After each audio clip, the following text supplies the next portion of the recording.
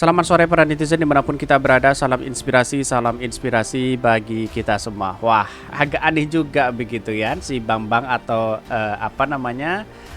Ketua MPR RI begitu ya. Ini Ketua MPR RI jawab tudingan Anies Baswedan soal ada Menko ingin ubah konstitusi. Wah, sudah mulai berani sindir-sindiran ini begitu ya. Padahal kenyataannya publik sudah tahu siapa mereka begitu kan ya.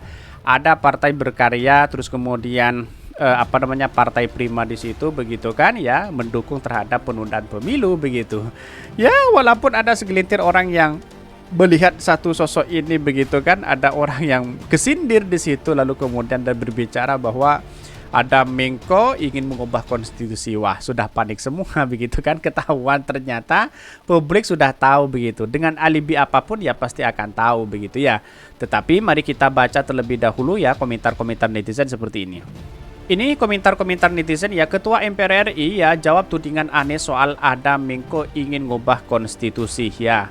Isu seperti ini tidak akan eksis bila tidak diciptakan oleh meteoran ya, bila pemerintah dan lembaga hukum lainnya tidak mau dikatakan sebagai dungu. Dan ya semakin dungu, maka when you got a job you gotta do it well. Ini ya apa yang saya bacakan pro dan kontra begitu ya. Ini orang-orang yang rakus jabatan akan melakukan apa saja untuk mempertahankan kekuasaan, sekalipun harus membunuh. Betul begitu kan? Dalam artian bahwa orang-orang yang sudah nyenyak, tidur nyenyak di kekuasaan, setelah dibangunin dia tidak mau dan bahkan marah-marah. Kan begitu logika kita begitu. Artinya mau tidak mau ya penundaan pemilu ini harus terjadi begitu ya. Kira-kira seperti itu begitu. Siapa lagi? Apakah ini merupakan orang-orang di luar sana takut kepada Anies Baswedan? Bisa saja seperti itu begitu. Ya baguslah kalau tertib. Ini kalau tunda pemilu lumayan berpanjang jabatan, ya makan gaji buta begitu. Kecuali memang tidak harus digaji orang-orang mereka begitu ya. Ya dengan digaji segitu dah 2 tahun misalnya tunda ya, dengan gaji berapa miliar begitu kan, dibuat pemilu aja kan ringan begitu kan ya. Kenapa ketua MPR ya yang baling satan ya, apakah satu komplotan? Ini banyak ada pro dan ada kontra. Dia netizen menanyakan seperti itu begitu. Mungkin saja bosnya karena ingin terus jadi pejabat. Intinya bisa mengubah konstitusi adalah pemerintah, yang bisa menunda pilpres juga pemerintah, yang pilpres sistem tertutup lagi-lagi pemerintah. Semuanya kan pemerintah. Kalau jadi nyalahin rakyat wajar jika Anies rakyat menduga konstitusi diubah sesuai keinginan pemerintah. Betul juga logikanya begitu. Menarik begitu ya ini. Apalagi ketua MK ya, ipar penguasa. Kalau ada gugatan ingin mengubah konstitusi tinggal iakan surat ke MK, kan gitu penuturnya. Betul sekali, bisa saja terjadi di situ begitu ya. Di era Orba, KKN adalah suatu kejahatan sistematis. Jika diartikan korupsi, solusi, dan nepotisme, dasar tersebut Pak Harto akhirnya mundur karena korupsinya tidak lagi sendiri-sendiri, melainkan sudah bersama-sama. Begitu juga dengan kolusi di era ini. Tak lagi diartikan lainnya narasi seseorang saling berkaitan ya. Pada hakikatnya orang-orang akan muncul spekulasi di situ begitu ya. Karena orang-orang yang sudah tidak nyenyak, sudah tidur nyenyak di orang-orang yang punya kepentingan ya seperti oligarki itu ya tidak mau begitu kan ya. Maka harus ditunda dulu begitu ya. Ini seharusnya ketua MPR menyelidiki ya, memanggil jika ada Menko dicurigai ingin mengubah konstitusi dan diumumkan dan didumai ya. Sudah banyak kok yang berwacana hendak mengubah konstitusi tentang perpanjangan masa jabatan presiden atau penunda pemilu. Ini komplotan ini mau mendukung amandemen Undang-Undang 45 demi kenyamanan dan untuk menyelamatkan sekelompok orang yang korup, rakyat lawan. Jangan pura-pura nggak tahu dong Pak kan, yang ngomong ketua umum partai Anda sendiri.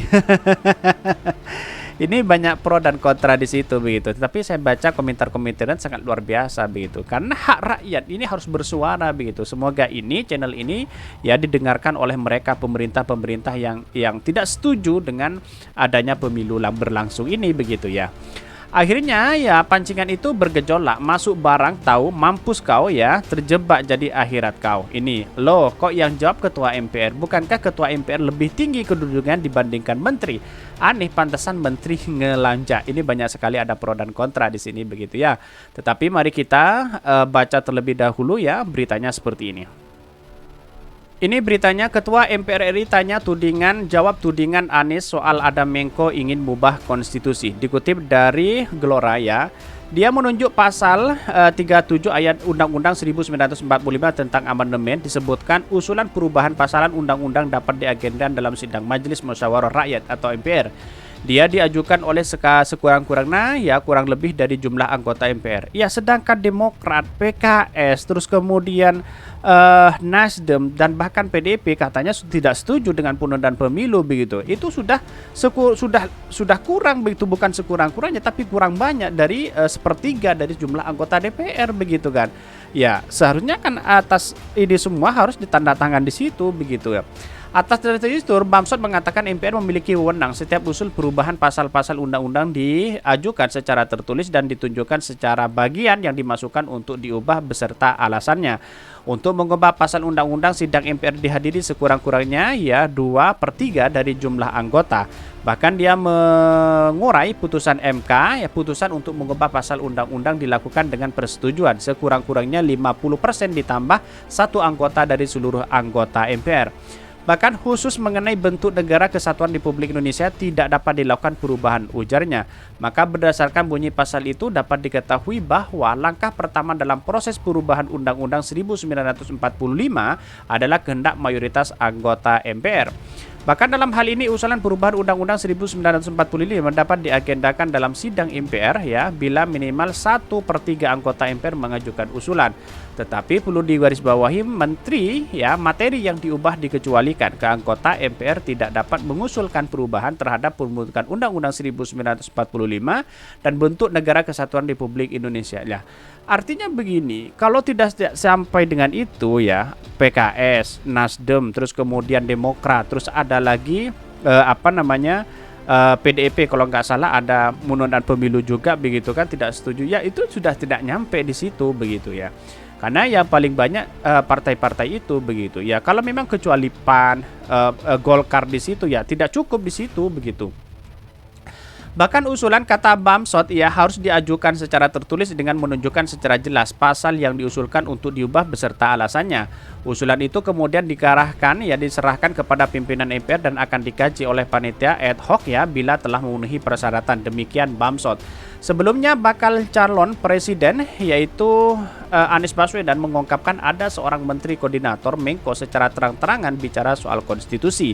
Nah, terus kemudian kita tak pernah membayangkan ada petinggi menyatakan mari kita ubah konstitusi, tidak pernah membayangkan. Kalaupun ada itu pertemuan ruang tertutup, tapi ruang terbuka mengatakan itu tidak pernah terbayang.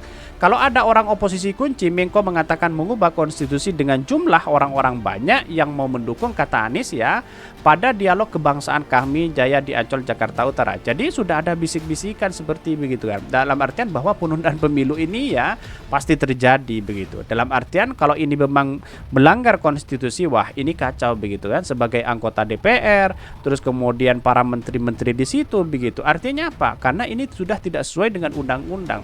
Seharusnya hak rakyat diberikan di situ begitu. Tergantung hak rakyat, bukan tergantung kepada MPR, Pak Bambang dan sebagainya begitu. Bukan tergantung itu begitu kan. Iya, DPR memang merumuskan undang-undang itu, tapi kesepakatannya tergantung masyarakat begitu ya.